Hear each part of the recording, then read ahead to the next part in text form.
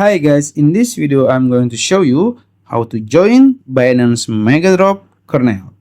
As you know, Binance just posted about Binance Megadrops on X and it will start now until April 13. So yeah, I will show you how to participate. First, you can open your Binance app and then you can go to asset in the bottom right corner here. And as you can see, there is wallet in the top. You can click it. And then you can scroll down, and as you can see, there is a quest to Kernel Megadrop. You can click join now here. And this is the page.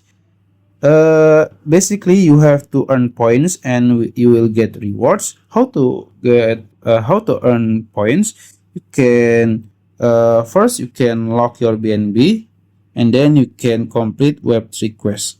First, you can click subscribe here to lock your BNB, and there is options how long you will lock it. There is flexible, 5 days, 15 days, until 120 days. It's up to you. Let's say you want to 120 days. You can just click max here, and then you can check this terms and condition, and you can click confirm.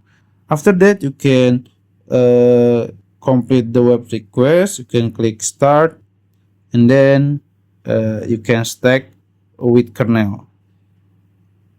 That's it. If you found this video helpful, please like this video and subscribe to my channel. Thank you.